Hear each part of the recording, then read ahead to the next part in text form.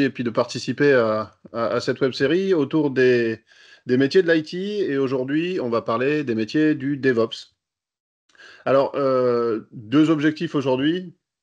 Parler vision un peu, vision globale des métiers, et donc parler du DevOps et réussir à le définir autant qu'on peut. Mettre en avant aussi, autant que possible, l'apport des métiers du DevOps dans une DSI et dans une organisation informatique en général. Aujourd'hui, deux intervenants qui vont parler du sujet, qu'on sera ravis d'accueillir. Je reviendrai dessus tout à l'heure. Alors, on fait ça dans le cadre d'ADN West aujourd'hui, et c'est ADN West qui nous reçoit et qui organise tout ça. Alors, qui c'est ADN West? Je ne sais pas si tout le monde est adhérent. Toujours est-il, ADN West, c'est une association de professionnels qui œuvrent dans le numérique et qui a pour raison d'encourager et de développer la filière du numérique dans le Grand Ouest. Concrètement, aujourd'hui, alors là, je parle en tant qu'adhérent. Moi, Florent Loss, alors je suis ingénieur système et je travaille chez Acodis. Ouais, tu peux revenir 2 heures en avant, hein, voilà, super. C'est un gros réseau, c'est un gros réseau qui marche, et c'est un gros réseau qui fait rencontrer du monde et avec lesquels on arrive à travailler pour effectivement développer cette filière en construisant des communs notamment et en construisant surtout des moments bienveillants et assez sympas. Euh, la région Bretagne, Pays de la Loire sont représentés et concrètement on voit un peu de tout le monde et vous allez voir aujourd'hui on parle avec des Bretons et des Ligériens. Je t'en prie. Bon, sur les règles, juste laissez bien vos micros fermés si vous avez rien à dire. On pourra vous donner la parole en fin de présentation. On se laissera un moment pour échanger. Et enfin, avant de partir, n'hésitez pas à nous laisser votre avis, vous verrez. Un klaxon est fait pour ça. Alors, je parlais d'ADN West, alors je reviens sur ce que j'ai déjà dit, la manière dont c'est organisé. Donc c'est bien un large réseau, c'est le plus grand réseau pour le développement du numérique dans l'Ouest en tout cas. Euh, 4 enjeux majeurs, l'emploi et la formation, la transition numérique, les problématiques RSE et l'innovation qui sont au cœur de tout ce qui chapeaute tout ce qui se fait chez ADN West. Et l'organisation est faite autour de 7 communautés thématiques. Je représente aujourd'hui la communauté infra et services. Et c'est dans ce cadre-là que j'anime ce webinaire. Euh, des pôles territoriaux qui ont découpé l'association. Sophie, qui aujourd'hui est avec nous, nous représente notamment la Vendée, et puis Caroline, le Finistère, des cercles métiers et des programmes au service de la filière, notamment les observatoires des métiers. Et aujourd'hui, ça a du sens dans l'œuvre qu'on a aujourd'hui. Je t'en prie. Alors, avant de commencer à parler réellement du sujet et du DevOps, c'est pour ça que vous êtes là. Je vous explique juste comment ça va se passer aujourd'hui. Donc, deux intervenants, Léo Bonargent et Mathieu Viguier, qui vont intervenir. On a organisé le format avec deux retours d'expérience. La première par Léo qui va nous expliquer ce qu'est le DevOps, d'où ça vient, la problématique générale, et Mathieu qui, au quotidien, met en œuvre du DevOps dans son organisation et chez ses clients, qui va être en capacité de nous expliquer plus précisément les outils mis en œuvre au quotidien aujourd'hui à date. Euh, Juste pour qu'on soit tous au même niveau d'information, alors le DevOps, c'est une problématique organisationnelle, mais aussi technique, et on va peut-être par moment rentrer dans la technique un petit peu plus que ce que vous êtes capable d'entendre.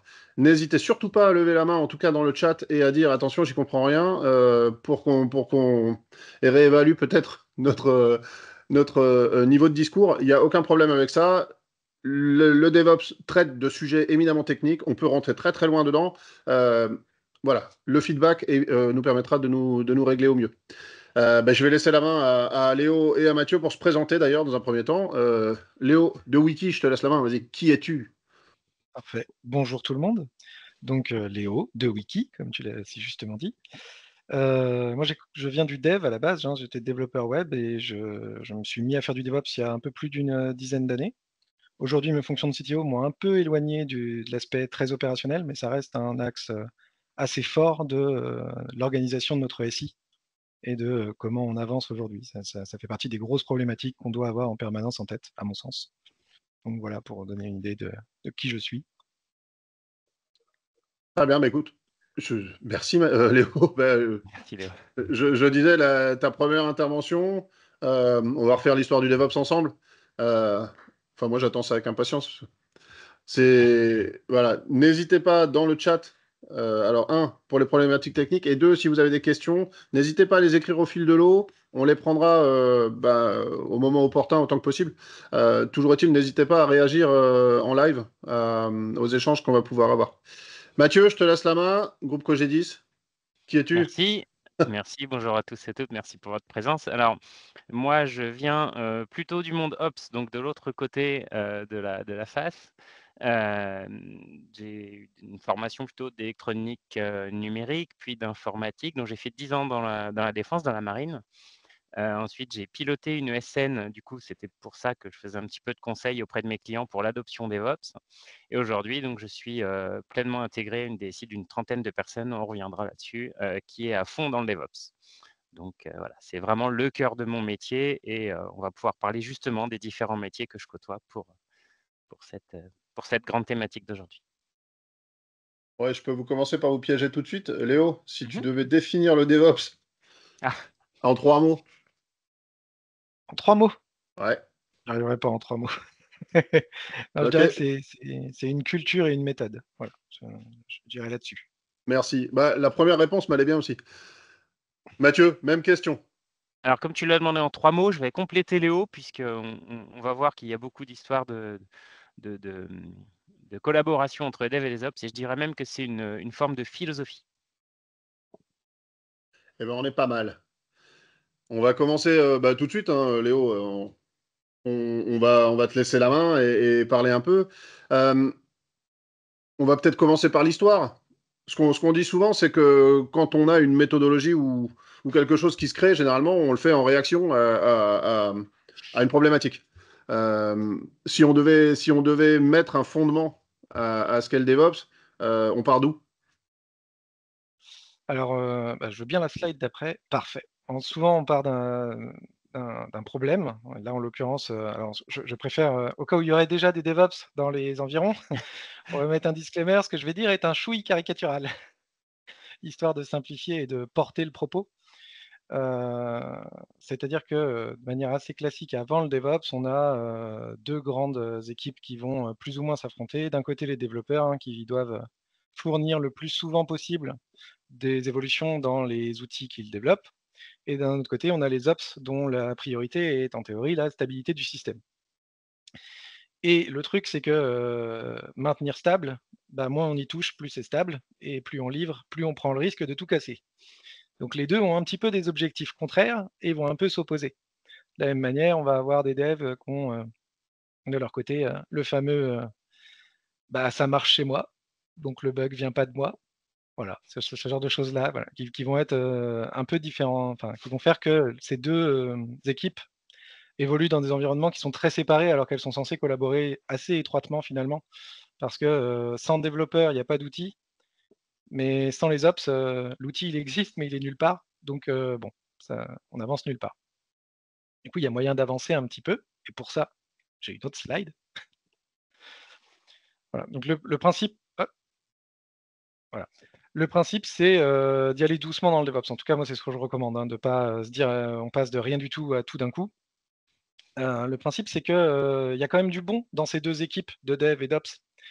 D'un côté, les devs, ils ont, probablement des problématiques de scalabilité. Il faut que leur code, il puisse tourner, passer à l'échelle, c'est-à-dire, pouvoir absorber de plus en plus de charges.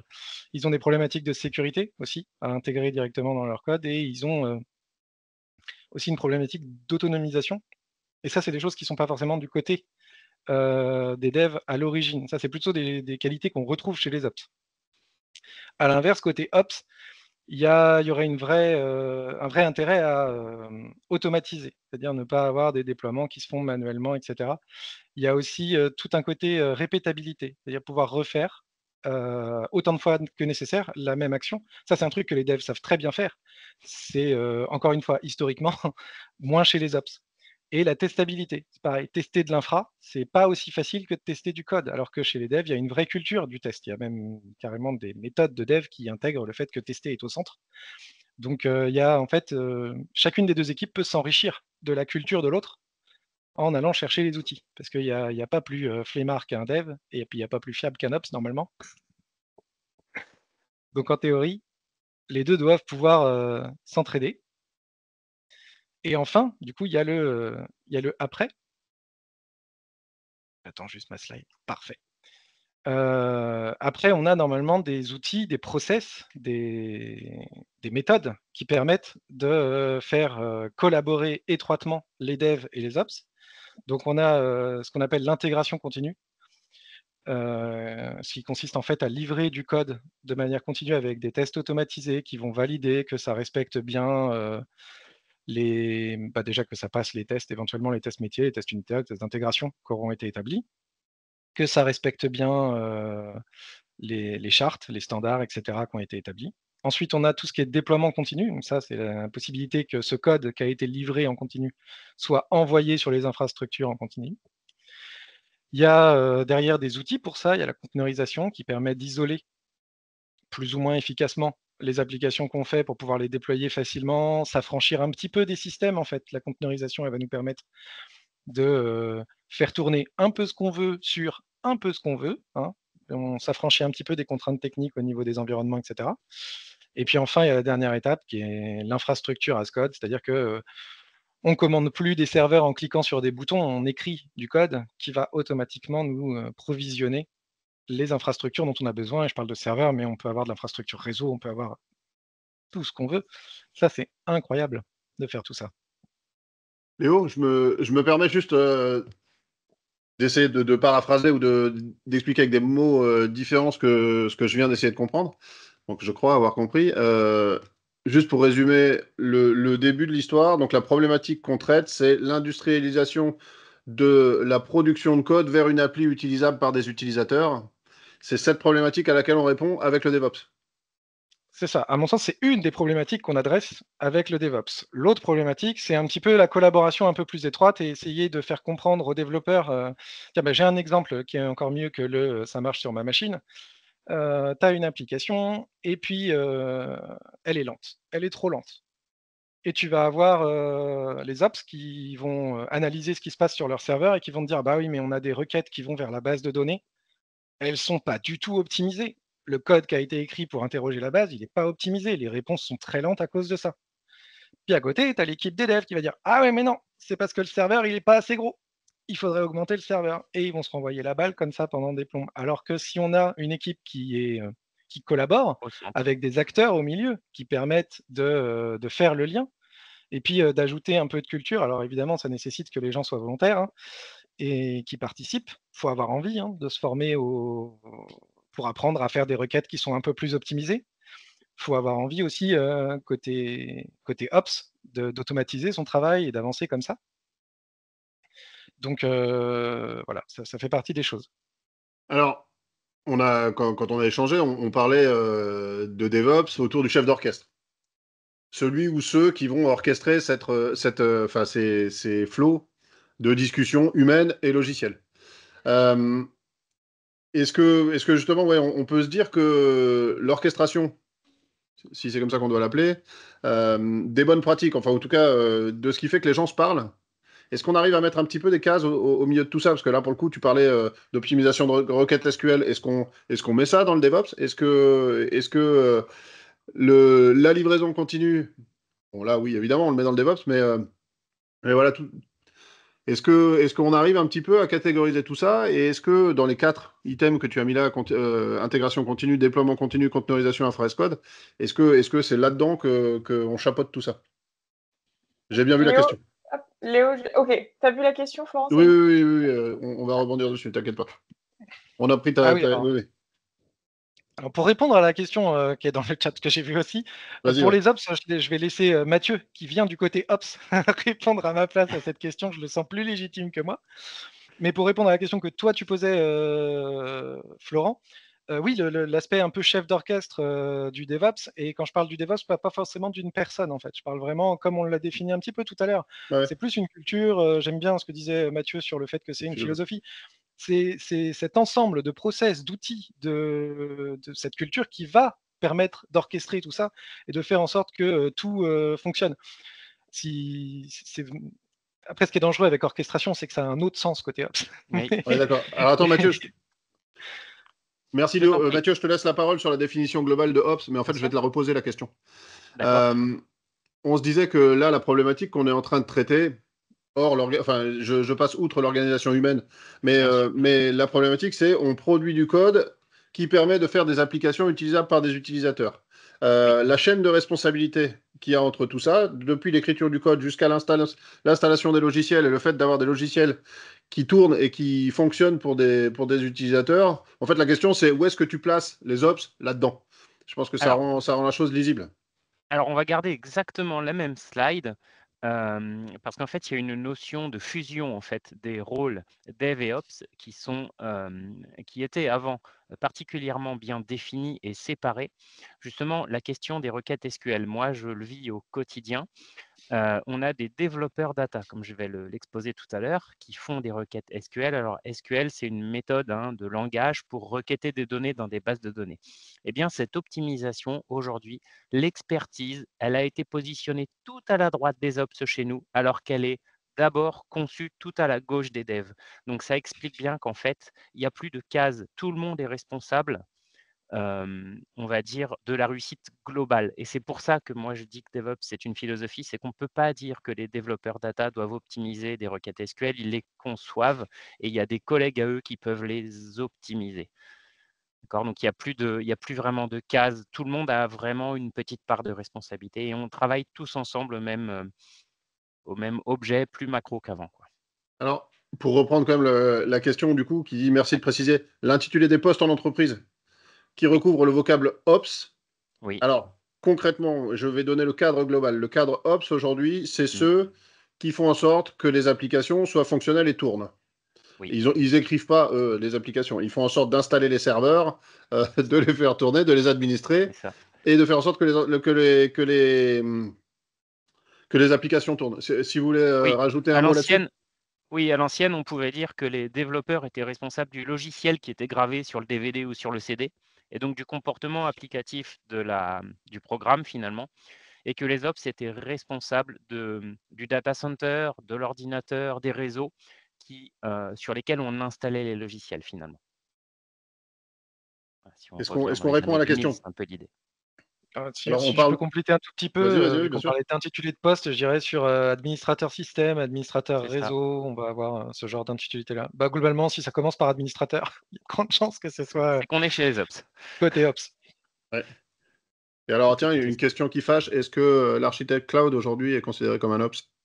Ah, alors là, je vais pouvoir répondre. euh, Parce que je suis aujourd'hui, ma fiche de poste, c'est Cloud Architect. Je suis au niveau des RH positionné chez les Ops, d'accord, puisque l'architecte va être responsable de la robustesse et de la solidité. Pour autant, je travaille 95% avec des développeurs. Donc encore, on fusionne, il n'y a pas de ségrégation réelle Ops et Dev. L'architecte cloud, il est à la fois au milieu et un peu partout. Donc j'ai à la fois des objectifs d'Ops et des contraintes de dev à respecter. Donc il est un peu au milieu. Bon, on reviendra là-dessus, Mathieu, de toute façon, sur ton use case Bien sûr, et ton retour d'expérience.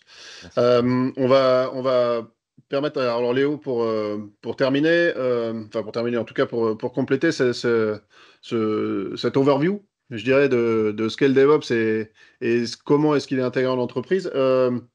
On se disait que tu avais écrit là 4 items: intégration continue, déploiement continu, containerisation et l'infra code. Euh, Si on devait déjà parler de méthode pour déployer le DevOps, tu as écrit ça dans un certain ordre.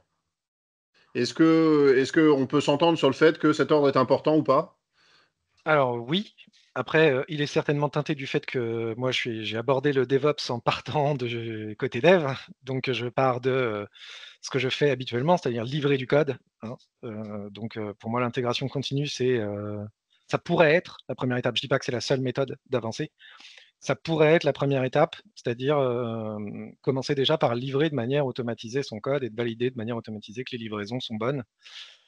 L'étape d'après, à mon sens, c'est le déploiement continu, d'autant qu'aujourd'hui, les outils, mais je pense que Mathieu nous en parlera tout à l'heure, nous permettent de faire les deux un petit peu de manière fluide. Livrer et automatiser le déploiement, c'est un peu les mêmes problématiques aujourd'hui. La conteneurisation, c'est pareil, c'est un outil, ça nécessite un petit peu de travail côté dev, côté ops, parce qu'il y a besoin d'avoir les environnements adaptés. Et enfin, l'infrastructure as code, c'est pour moi la Rolls de la gestion d'infrastructure, mais encore une fois, parce que je viens du dev, donc si on peut me permettre de faire des choses avec du code, je suis heureux. Le principe, c'est vraiment de provisionner son infra, c'est-à-dire d'acheter ses serveurs, enfin de mettre en place le matériel, les environnements logiciels, de manière automatisée avec du code.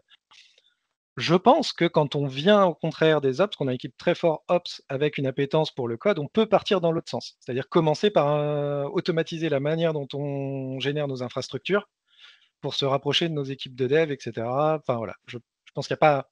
Je pense que cet ordre-là, il est pertinent, que tu le prennes de haut en bas ou de bas en haut. Ouais. Après, chacun est libre de faire comme il veut. Après, non, c'est garde vrai. cette question dans le coin de ta tête, Mathieu. Non, c'est vrai, c'est ça. Non, La mais réponse est déjà bonne. concrètement, on est souvent dans ces considérations-là, étant donné la taille des systèmes d'information sur lesquels on intervient. Est-ce que les 4 items sont tenus par des responsabilités qui sont les mêmes? La réponse, elle va être souvent non. Des fois, oui. J'aurais tendance à dire, si tu peux garder ça dans un coin de ta tête pour ta présentation, Mathieu, je pense qu'il y aura peut-être des choses à en dire sur l'implémentation réelle. Tout à fait. Alors, on avait une question juste de Bertrand sur le DB admin. Si tu peux préciser, enfin, je me permets de dire si tu peux préciser dans le chat ce que tu veux réellement savoir, on pourra évidemment répondre à ta question, on la prendra peut-être un peu plus tard. Est-ce que... Ouais, on y va. Vas-y, Léo. Est-ce que le DB admin est ops ou pas? Ouais. Qui a envie de répondre? Oui, voilà. Alors, je peux me permettre, alors c'est pas mon rôle aujourd'hui, mais ops ou pas, concrètement, le DB admin, la définition, c'est ops. Concrètement, les compétences d'un DB admin vont être utiles pour un développeur qui veut construire ses requêtes de manière intelligente. Alors, tout dépend si effectivement tu mets dans le DB admin l'expertise SQL, qui est souvent le langage d'accès aux données. Il y a une micro-école à l'intérieur aussi qui va dire que le DB admin, c'est que de l'optimisation opérationnelle. Ça, il y a un sujet là-dessus. Ou bien des DB admin peut-être un peu plus, soit plus anciens, soit plus macro, soit peut-être plus en avance sur plus en études de projet, qui vont venir aussi te dimensionner la technologie de la donnée, qui peut être des choix de bases de données non structurées ou distribuées. Et donc, en fait, tout va dépendre de son positionnement dans le SI, comme tu le disais tout à l'heure. La taille de l'entreprise, par exemple, moi, j'ai travaillé avec des DB admin de la défense qui ne touchaient pas du tout au SQL, qui étaient plus sur du dimensionnement, qui étaient donc pure ops, et des DB admin qui étaient strictement dans le requêtage, donc des purs devs, en fait, anciens. Donc, ça va dépendre, encore une fois. Malheureusement, il n'y a pas de réponse tranchée dans la pratique, même si, effectivement, historiquement, un DB admin est un ops. J'aurais tendance à dire, on va... Léo, on va conclure et laisser la main peut-être à Mathieu pour la seconde, partie. Tu as quelque chose pour terminer? Vas-y. Ouais, c'est ça. Cette slide-là est une bonne illustration du côté un peu chef d'orchestre du DevOps, où on voit bien que pour maintenir en conditions opérationnelles et avec des nouveautés un outil, il va falloir planifier, puis créer, vérifier que ça fonctionne, le packager, l'envoyer, le configurer, le surveiller pour réitérer, etc., et tourner en rond. Ça, les choses à droite sont plus de la responsabilité des ops, historiquement en tout cas, à gauche, plutôt des devs.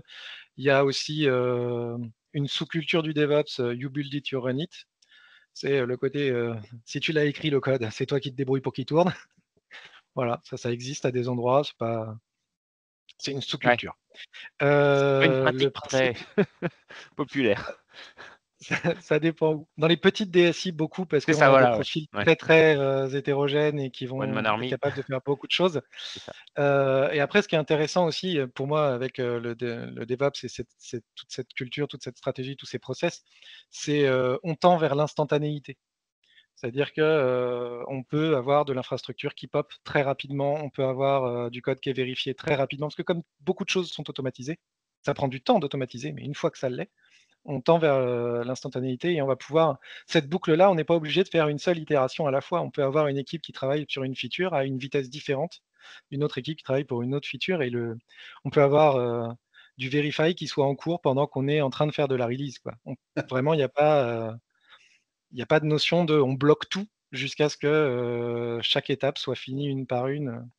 Les choses peuvent avancer à plusieurs endroits en même temps. Ça, c'est un des trucs que je trouve vraiment très chouette. Une Alors, web série tu sur le parles de métier d'architecte vitesse, demain. ouais. Tu parles de vitesse, Léo. Moi, j'ai une anecdote là-dessus. Le site de vente en ligne bien connu, Amazon, alors je ne parle pas de la partie cloud AWS, hein, je parle juste du site de vente en ligne Amazon.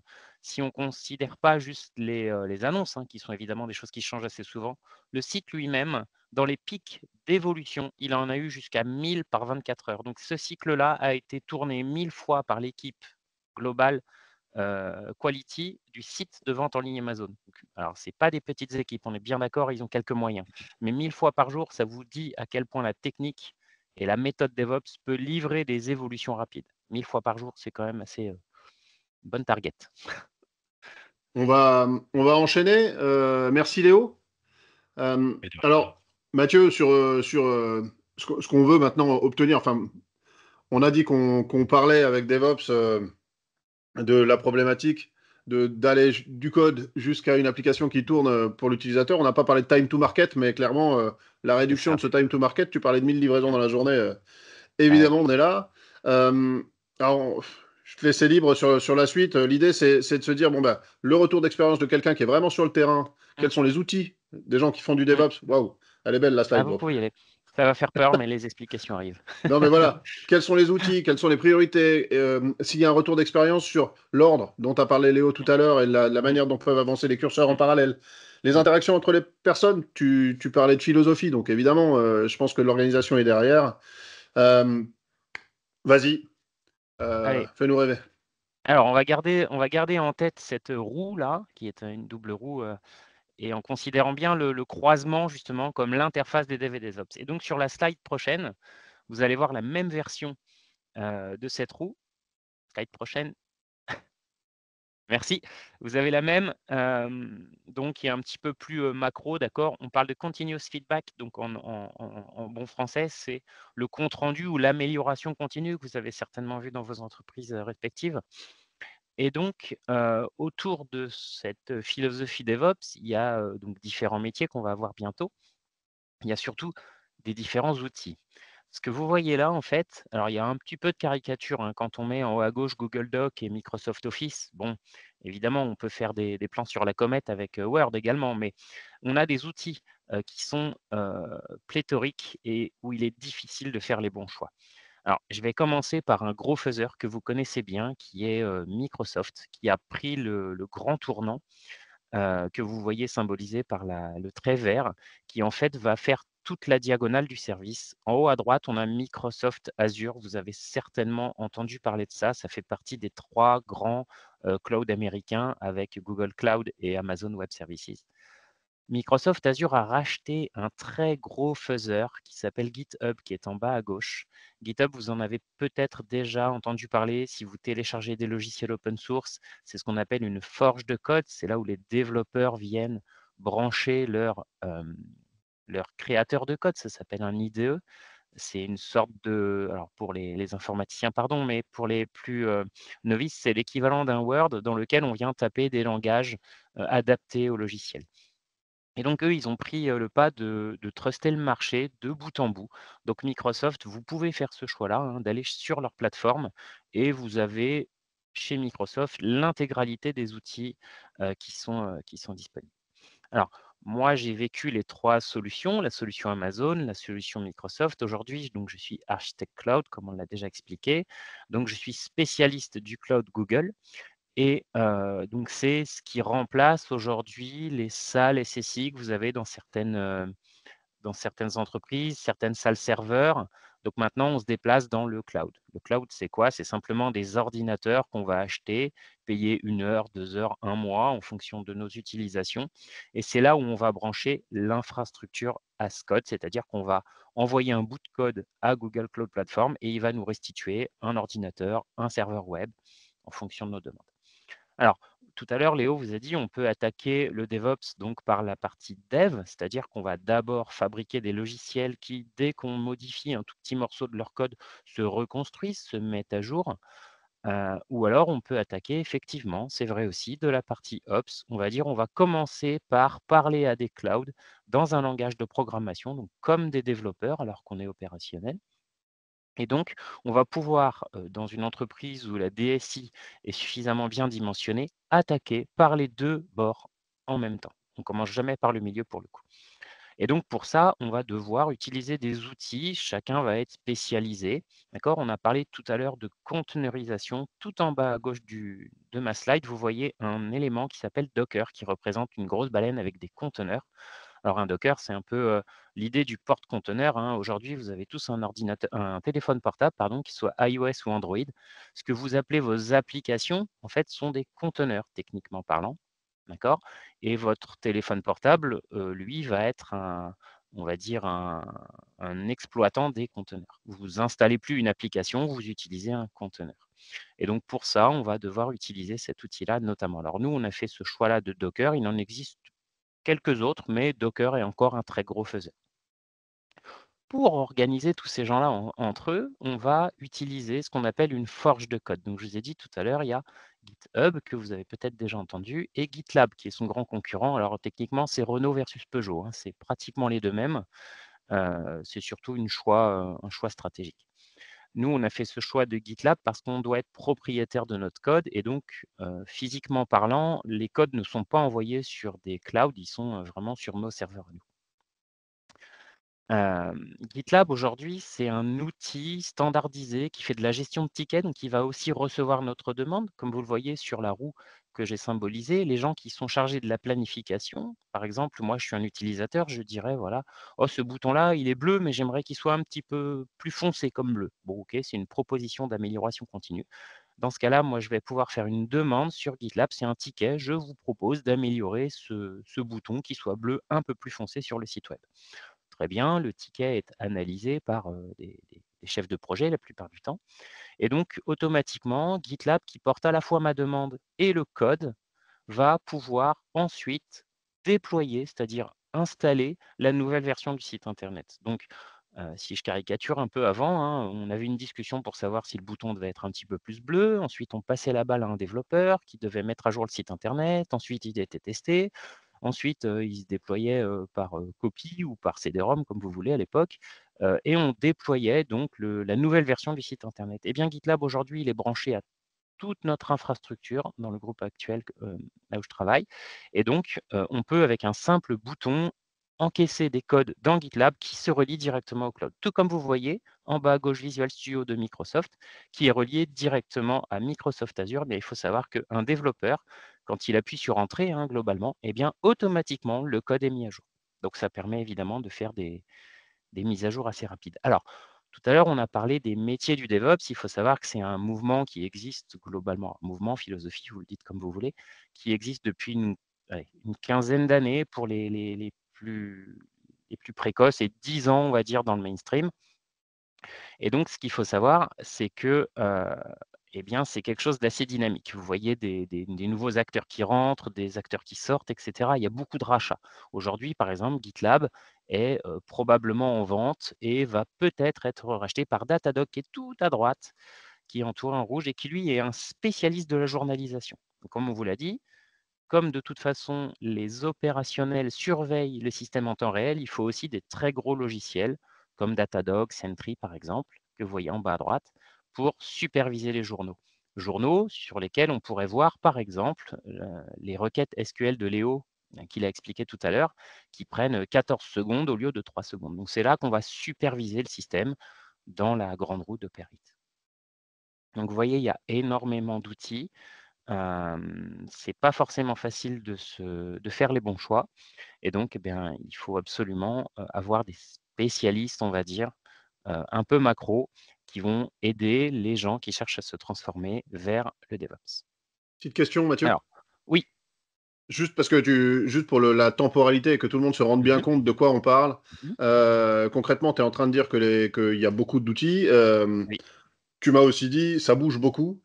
oui. Et juste, est-ce qu'on peut remettre un horizon, tu vois, un axe temporel pour que tout le monde soit bien conscient de tout ça? On parlait pas de DevOps il y a plus de 10 ans, on est d'accord? Alors, ça existait dans les milieux un peu spécialisés.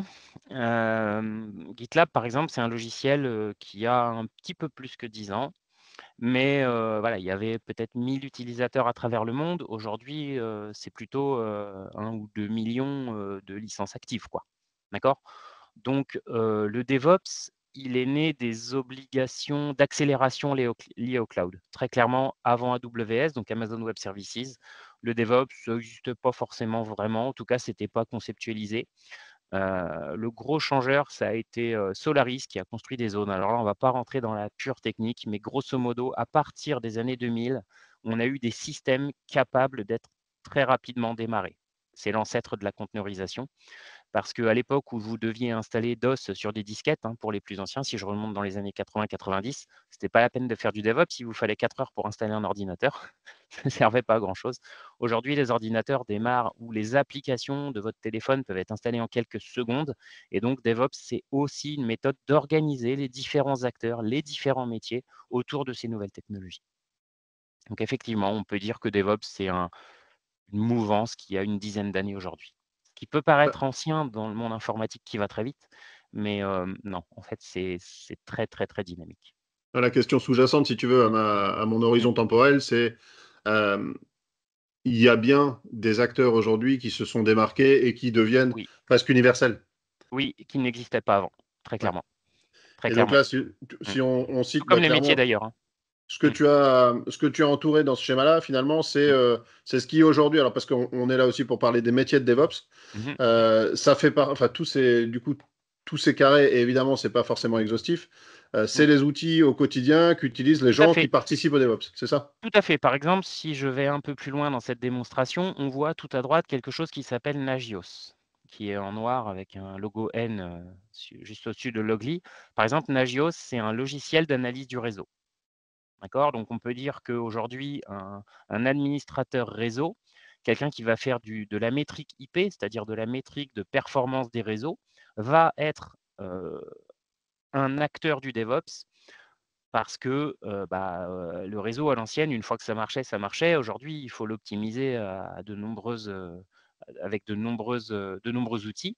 Et donc, chaque petit outil pourrait être utilisé par un spécialiste de DevOps. Donc, vous voyez, il y a autant pratiquement de métiers spécialisés que d'outils. Alors, on va voir quand même qu'il y a pas mal d'anciens métiers qui se transforment assez facilement et qu'il y a une corrélation assez forte, notamment entre quelques métiers. Vous allez voir, du coup, merci pour la transition sur la slide qui est juste après. Alors, elle est non moins, compliquée que la précédente, mais vous inquiétez pas, je vais vous renseigner tout ça. Alors, comme je vous l'ai dit au tout début de ma présentation, moi, je viens de la défense. J'étais un ops où il fallait, 17 signatures humaines avant qu'un développeur, puisse, déployer son logiciel. Donc on n'était pas extrêmement rapide, on était extrêmement robuste. Dans une deuxième partie de ma carrière, j'étais un peu tout seul et je devais aller très, très vite pour construire la nuit ce que j'avais vendu la journée. Et donc c'est là que j'ai découvert vraiment les intérêts du DevOps, c'est d'aller très vite. Aujourd'hui, j'ai décidé de vous faire un focus sur la DSI, donc du groupe sur lequel je travaille. Cogedis, Cogedis, c'est un expert comptable qui vient optimiser et faire du conseil aux différentes entreprises. Donc il y a environ, pour vous situer un peu la DSI, hein, il y a une trentaine de personnes aujourd'hui qui sont à peu près tous reliés au DevOps, hein, globalement, sur un bloc d'environ 1000 collaborateurs pour couvrir environ 25 000 clients. Alors, moi j'ai symbolisé sur ce schéma tout en bas, ce que vous voyez, la grosse roue colorée, là, vous reconnaissez les couleurs de Google. En fait, c'est le cloud dans notre organisation. Donc, c'est un gros objet, hein, on n'est pas obligé de bien comprendre à quoi il sert, mais en tout cas, c'est quelque chose d'important. Et vous savez que grâce à ce slide, nous, on parle à notre cloud, c'est-à-dire on parle à notre salle serveur uniquement grâce à GitLab. Les utilisateurs sont reliés à GitLab. Il n'y a personne chez moi qui pilote Google Cloud tout seul. L'objectif, alors aujourd'hui c'est un peu la triche, mais l'objectif c'est que GitLab pilote Google et que nous on parle à Google. Alors je vous ai symbolisé des grands liens symboliques. Vous avez le DSI qui est à gauche en vert, qui est relié au cloud pour superviser les coûts en fait d'infrastructure et les coûts de ces applications. Donc, dans le DevOps, on ajoute toujours un mot avec Ops à la fin. FinOps, ça veut juste dire la supervision financière du coût des opérations. Vous avez également le vert, vous avez le responsable sécurité. Lui, il fait du DevSecOps, donc il fait de la sécurité pour donner des contraintes à la fois aux développeurs et aux opérationnels. Et ensuite, vous avez l'outil dont a parlé Léo tout à l'heure, qui s'appelait Continuous Integration et Continuous Deployment, qui est la ficelle rouge qui va nous permettre de relier le manager build. Chez nous, le manager build, c'est le responsable du développement des applications. Alors, on va attaquer par la partie Ops à gauche. On va parler donc des différents métiers. J'ai symbolisé un peu les parcours standardisés, on va dire, des gens qui vont rentrer dans nos métiers. On rentre assez souvent avec un bac+1 en tant que technicien support helpdesk. Une évolution possible, c'est d'aller vers l'administration système. Au bout d'un certain temps, vous pouvez, je ne sais pas moi, entre 5 et 10 ans d'expérience, vous pouvez prétendre à un poste de manager d'infra et puis donc potentiellement à ce que moi je fais aujourd'hui comme spécialisation, donc l'architecte cloud et ensuite un manager opération.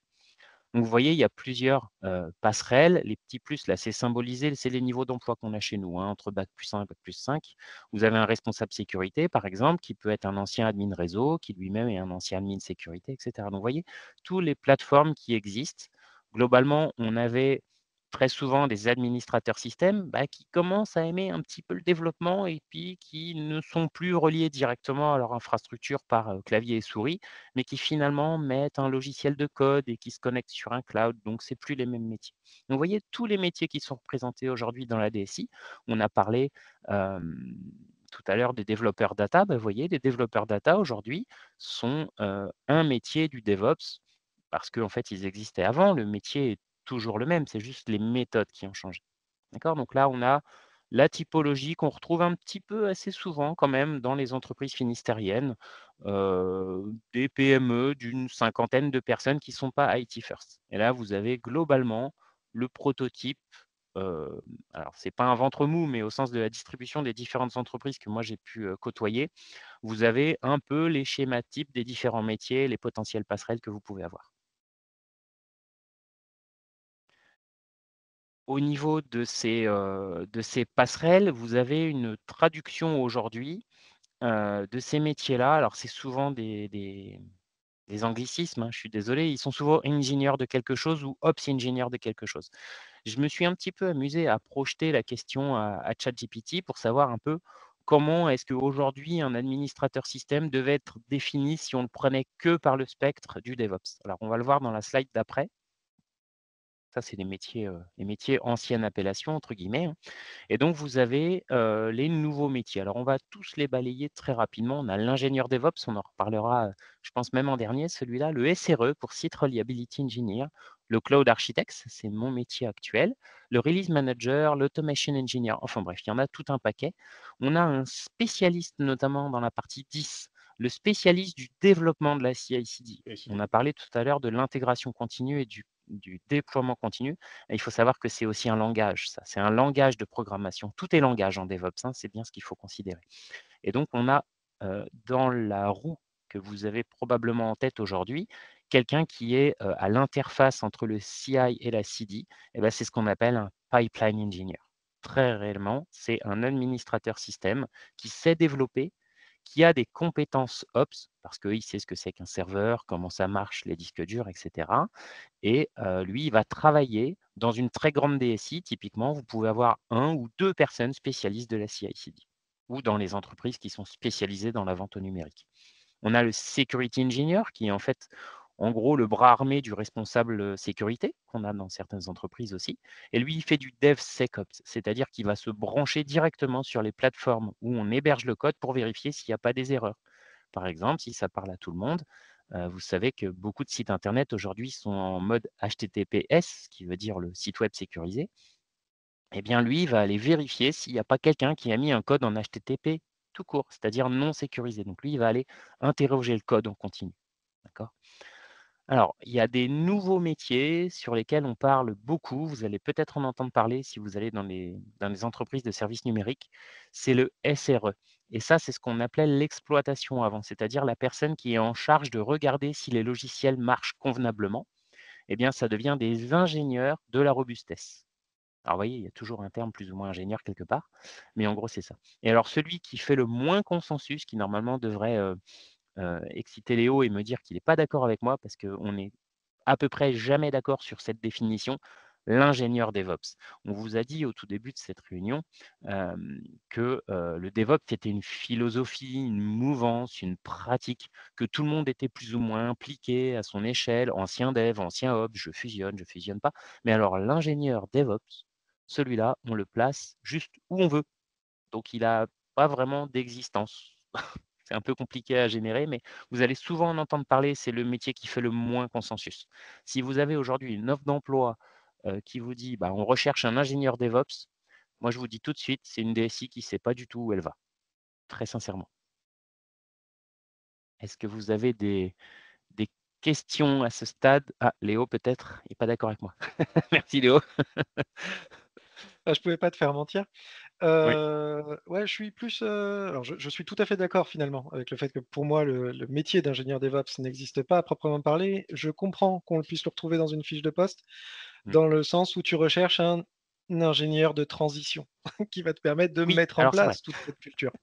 C'est Voilà, vrai. c'est juste la petite Quand, précision que je voulais apporter. Alors c'est vrai, il ne faut pas fuir par définition une fiche de poste d'ingénieur DevOps. Il faut vous dire que c'est vous qui allez être finalement ce que moi je suis un peu aussi, c'est le DevOps advocate, c'est-à-dire que vous allez transformer la DSI dans laquelle vous arrivez ou l'entreprise dans laquelle vous arrivez pour lui faire adopter les bonnes pratiques DevOps. Alors vous allez faire du DevOps en général, mais voilà, ingénieur DevOps, c'est pas comme un ingénieur en moteur diesel ou en hélice Du coup, d'avion, quoi. j'ai une question là-dessus. C'est Oui, que il existe les coachs agiles. Pourquoi on parle pas de coach DevOps? alors effectivement. L'acculturation. C'est vrai, c'est vrai. On est tout à fait d'accord là-dessus. On a beaucoup fait le point sur la technique, on n'a pas beaucoup parlé de l'organisationnel. Quand j'ai mis en place la plupart du temps DevOps, j'ai dit à mes différents clients ou collaborateurs, si vous mettez en place les mécaniques du DevOps et que vous ne vous reliez pas à vos clients ou à vos demandeurs dans une mécanique très rapide, vous allez planter. Je vous donne un exemple. Quand on fait des satellites, on ne fait pas d'agilité parce que le satellite, quand il est envoyé dans l'espace, on ne peut plus le modifier. Donc, on est sur une méthodologie plutôt dite waterfall ou cycle en V, c'est-à-dire qu'on va dimensionner le plus petit boulon possible. Alors, on le fait souvent aussi dans les sous-marins. Le plus petit boulon possible, on va connaître la taille, la vis, la couleur de la peinture, tout ce que vous voulez. Tout est déjà défini sur le papier 15 ans avant le premier coup de marteau. En agilité, c'est complètement autre chose. On a un client qui veut quelque chose qui roule. Bah, on lui fait une planche à roulettes, ça roule. Ah ouais, mais il voudrait aussi un guidon. Ok, on lui fait un vélo. Ah, il voudrait aussi un moteur. Bah, on lui fait une moto. Ensuite, il veut 4 places. Bah, on lui fait une voiture. Sauf que on est très souvent en relation avec notre client. Et donc, la grande méthode agile, alors vous allez voir, hein, on parle de manifeste agile pour le coup. C'est un changement de paradigme dans la gestion de projet et la gestion de cycle de développement. Vous allez pouvoir trouver ça sur internet, il est en plusieurs langues et en gros, ça dit: «On se concentre sur les relations entre les personnes» et donc dans la grande méthode agile, il y a des frameworks, c'est-à-dire des guides de bons comportements. Moi, je suis, on va dire, aficionados d'une méthode qui s'appelle Scrum, SCRUM, je crois, si je dis pas de bêtises, qui a justement des cycles de développement où, pendant une semaine, on se met d'accord, on fait un programme, ensuite on le livre au client, une semaine après on revient. On n'attend pas 6 mois avant d'avancer. Oui, Léo, tu avais une, J'ai une réponse un tout petit peu plus terre à terre sur le vas-y. pourquoi il y a des coachs agiles et pas de coach, DevOps, à mon sens en tout cas. C'est, ton coach agile, il t'apporte beaucoup de méthodes, mais surtout de la méthode, pas beaucoup d'outils. Enfin, il y a des outils très spécialisés, il y a du paramétrage et cetera. Alors que, le DevOps va être vraiment très, très opérationnel. Tu es là pour changer les choses et la manière dont elles fonctionnent et au sens où, ça va changer tes livrables, ça va changer la manière dont tu travailles. Ce qui est aussi un peu le cas de l'agile, mais enfin, je veux dire, à mon sens, beaucoup plus en profondeur. Tu vas changer la structure, l'organisation et c'est là où, tu as pas besoin de juste un coach qui t'explique comment faire des squats, en fait. Tu Mmh. as besoin d'un mec qui va les porter, les haltères. Donc C'est ça. voilà, c'est ma vision de pourquoi l'un et pas l'autre. Non, mais c'est vrai. J'entends qu'on soit pas Qui se d'accord. défend? Je vais me faire le maître Voilà. du temps. Ah, Non, mais alors, je te laisse conclure sur. ouais. Sur ce point-là en particulier, c'est vrai. Moi, je reviens un peu sur ce que je connais aujourd'hui, hein. Chez Cogedis, c'est un groupe d'expertise comptable. On a de l'IA, on a de la data. C'est vraiment des choses qui sont à la pointe de la techno. Et quand j'ai voulu améliorer un peu tout ça, on s'est vite rendu compte qu'une DSI DevOps, sans avoir un groupe agile, finalement, on allait produire des super outils, mais pas forcément très bien utilisés. Donc c'est vrai, moi je rejoins Léo là-dessus. DevOps, c'est des méthodes techniques et aussi organisationnel, mais il doit aussi avoir une réflexion plus globale sur la gestion du cycle, de ce qu'on fait d'une DSI finalement. Et vous allez le trouver dans beaucoup d'entreprises, cette problématique. Merci tous les deux, déjà, pour vos interventions et vos avis éclairés. On a deux questions là dans le chat, Mhm. à laquelle on va. Ouais, voilà, super. À Alors, laquelle on va tenter de répondre. Il nous reste 5 minutes, on va essayer de finir dans les temps. Alors, j'ai une question. À la limite, je te laisse peut-être prendre la parole. Euh, alors, j'ai pas envie d'écorcher ton nom. Sur la question sur le BTS.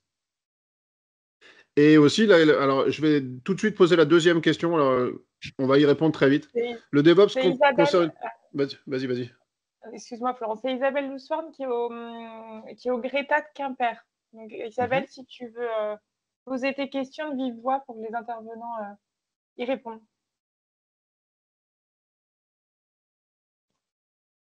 Alors, J'entends pas. juste pour qu'on puisse démarrer vite. Alors, DevOps concerne toutes les entreprises de toutes les tailles ou bien seulement certaines de grande taille? Alors, je pense qu'on a déjà répondu à la question, mais clairement. ça, Euh, j'ai une réponse assez succincte à mettre. C'est quand de mon côté j'ai commencé, on était une petite start-up et on était 4 au service informatique. Du coup, on s'est trouvé confronté à un problème. Si on est 4 au service informatique à développer un outil et à devoir le déployer, il va falloir qu'on automatise une partie. Donc, c'était très pertinent de se décharger de cette charge mentale, finalement, en fait, en automatisant et en ayant les process. Pareil, hein, on était que du dev. Donc, forcément, on nous dit vous pouvez faire de l'infra avec du dev. On a dit bah oui, allons-y. Et de la même manière, après, j'ai passé un peu plus d'1 an en lead DevOps chez EY. Donc, EY, ça fait tout le tour du globe, hein. Il y a des centaines de milliers de personnes. Et là aussi, on avait une grosse DSI et on avait du DevOps. Donc, j'ai envie de dire, ça peut se faire partout, mais pas de la même manière. c'est surtout un choix de l'entreprise d'aller vers cette mouvance ou pas. Merci. La deuxième question, c'était côté formation. Alors, sur du BTS, SEO, SIAM, SISR, donc les formations d'informaticiens, quelles sont vos préconisations pour l'acculturation sur DevOps? Donc, j'imagine en termes de contenu dans les formations. Ah, là, j'ai aussi une réponse possible. Je suis titulaire d'un BTS Iris. Et donc je crois que c'est l'ancêtre du SEO SISR, mais c'est difficile de suivre, ce que deviennent les BTS, qui avait l'avantage pour moi d'avoir quand même beaucoup de dev et un petit peu d'acculturation au réseau et cetera. Donc ça donne une assez grande ouverture sur, ce qui va suivre. Après, un BTS ne suffit pas, je pense. Derrière, il faut soit compléter par une formation, un peu plus poussée, soit, faire ce que j'ai fait, travailler et accumuler de l'expérience. Voilà. Je partage, moi, en tant que recruteur aussi. J'ai pas trouvé une seule fois de niveau BTS, même des meilleures écoles de la région, qui sortaient des niveaux d'acculturation suffisants pour être rapidement projetés sur un marché. On n'a pas trop évoqué ce sujet-là, mais moi j'ai eu cette vision-là de dire qu'un bon DevOps, c'est quelqu'un qui a forcément de l'expérience, alors qu'ils viennent de la gauche, de la droite, du centre, du haut, du bas. On s'en fiche un peu, il faut avoir une vision globale. 10 ans d'une durée de vie, d'une approche comme ça aussi fondamentale, j'ai très peu de professeurs déjà qui connaissent bien l'approche. Donc pour transposer ça dans des formations et de l'acculturation, je sais qu'il y a des exceptions, mais globalement, moi, autour de moi, j'ai pas vu beaucoup de formations qui acculturaient vraiment en profondeur, quoi. Donc j'ai pas vraiment de conseils, sauf à aller bien plus loin que le BTS si c'est possible, ouais, en effet. Alors, je me permets de compléter par rapport aux échanges qu'on a déjà eus ensemble, et je terminerai là-dessus. On parle des métiers de DevOps, vous avez tous les deux dit la même chose là-dessus, quand on doit trouver la qualité fondamentale de quelqu'un qui a envie de travailler dans le DevOps, il est curieux et ouvert. Vous m'avez dit ça tous les deux. Globalement, on a affaire à des gens qui sont passionnés et qui ont envie de mettre les mains dans le cambouis. C'est très clair. Caroline ou Sophie, je vous laisse un mot de conclusion, sauf si quelqu'un avait encore une dernière question. Alors, je pense qu'on est pas mal et puis il reste 1 minute pour respecter notre timing. Je vais plutôt laisser la main à Sophie pour ADN Librairie puisque c'est un peu plus elle qui le pilote. Sophie, si tu es là pour prendre la main, sinon je te relais. Non, c'est bon, je vois que tu arrives. Oui, c'est ça. Bon, merci en tout cas à tous et à toutes d'avoir participé à ce webinaire. On vous invite effectivement à aller sur le site d'ADN Librairie. On va vous partager le lien là dans le chat. Donc, ADN Librairie, c'est un centre de ressources qui a été créé par ADN Ouest il y a déjà un peu plus de 2 ans, qu'on essaye de mettre à jour régulièrement avec aussi nos adhérents par rapport au métier. L'évolution des métiers, on l'a dit, hein, c'est vrai que ça évolue tout le temps. Donc, on essaye aussi de garder à jour les référentiels métiers. L'idée aussi, c'est que vous avez un agenda avec toutes les actus aussi sur certains événements ou salons autour des enjeux et des métiers du numérique. Donc, je vous invite à suivre ce lien et à vous connecter. J'espère en tout cas que vous avez passé un bon moment. Pour certains, si effectivement c'est pas possible, voilà, le replay, Caroline m'a devancé, mais le replay sera disponible sur le centre de ressources. On vous souhaite à toutes et à tous un bon appétit, puisque je crois que c'est bientôt l'heure. Et puis on vous dit à bientôt, puisque vu que c'est une web-série, normalement on va vous partager d'ici quelques mois le troisième épisode. Merci à vous.